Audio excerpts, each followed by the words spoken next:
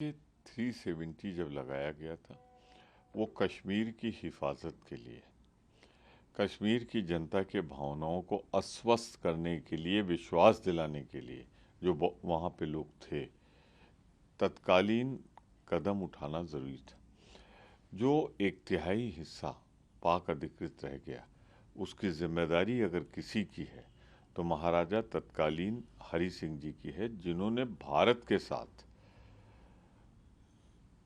मदद लेने से इनकार कर दिया था, उसके हस्तक्षेप को रोका था। ये पंडित नेहरू की चतुराई थी कि उन्होंने विश्वास में लिया, पर तब तक काफ़ी नुकसान हो चुका था और आगे न हो इसलिए कई उपबंध किए गए, कई कदम उठाए गए। आज जो निर्णय आया है सर्वोच्च न्यायालय का, उस निर्णय में पूरी बात समझकर, पढ़कर चिदम्बरम साहब ने कल सारी स्थिति स्पष्ट कर दी है तकनीकी तौर पर। मेरा ये कहना है कि जो 24 सीटें कश्मीर में विधानसभा में खाली रखी गई हैं, इसलिए कि उनमें एक तिहाई से थोड़ा कम जो पाक अधिकृत कश्मीर, ये पंडित जवाहरलाल नेहरू की उस दृढ़ इच्छा शक्ति को, उस भावना को दर्शाता है कि हमने कभी स्वीकार नहीं किया कि वो पाकिस्तान का है या भारत का नहीं है। और एक न एक दिन हम उन 24 सीटों को वहाँ चुनाव करा के भरेंगे। उसका जर्रा जर्रा भारतवर्ष का है, हमारे देश का है। सर, कल जब आप तो खुद राज्यसभा में थे उस वक्त में जब पूरी जेएनके इंटीग्रेशन बिल पर बहस हुई है, और उसके बाद जो जो प्रावधान रखे गए वो भी सबके सामने है, लेकिन गृह मंत्री ने ये भी बार बार दोबारा इंगित किया कि प्रधानमंत्री नेहरू की ही गलती है और उनकी गलती है, और अगर वो गलती नहीं करते तो आज इस जरूरत बिल की और इस डिस्कशन की ज़रूरत ही नहीं पड़ती। पंडित जवाहरलाल नेहरू नहीं होते तो आज हैदराबाद ना होता भारत का। पंडित जवाहरलाल नेहरू नहीं होते तो कभी भी जूनागढ़ हमारे साथ ना होता। कश्मीर का 2/3 हिस्सा जो बच गया, ये लोग भूल जाते हैं कि उस समय निर्णय हुआ था जो रियासत जहाँ जाना चाहे जाए। उसके बाद सूझबूझ से उन्होंने किस तरह महाराजा हरि सिंह को विश्वास में लिया, और कश्मीर आज अगर मुकुट बना है भारत का तो सिर्फ पंडित जवाहरलाल नेहरू, सरदार पटेल, उस समय जो उनके सारे सहयोगी थे।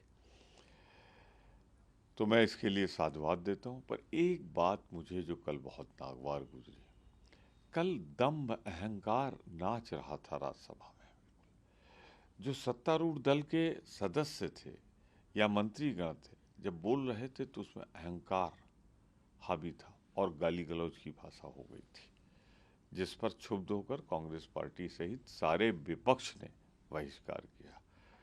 अगर भाजपा जैसे लोग रहे होते उस समय तो शायद एक जर्रा भी हमें नहीं मिलता, क्योंकि कश्मीर की जनता का विश्वास इन पर न होता।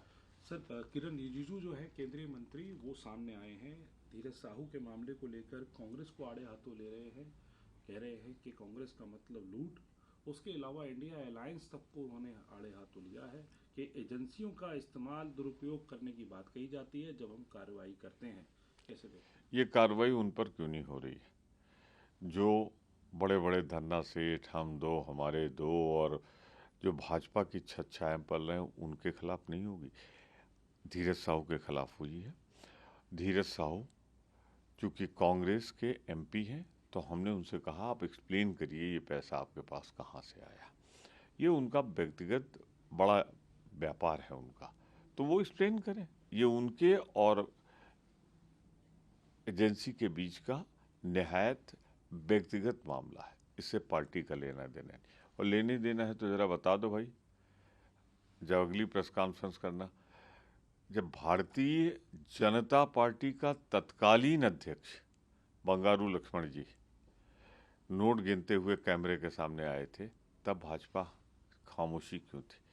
जब उन्हीं के सांसद छत्तीसगढ़ से जूदेव जी ने कहा नोट लेते हुए दिखे कैमरे पे, तो उन्होंने कहा था पैसा खुदा तो नहीं पर खुदा से कम नहीं।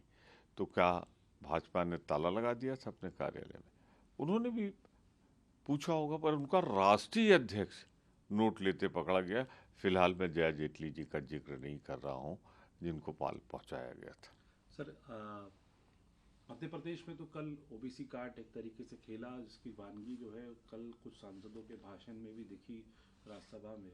राजस्थान में भी आज जो है फैसला होने की उम्मीद है कि आज उनके ऑब्जर्वर गए हैं।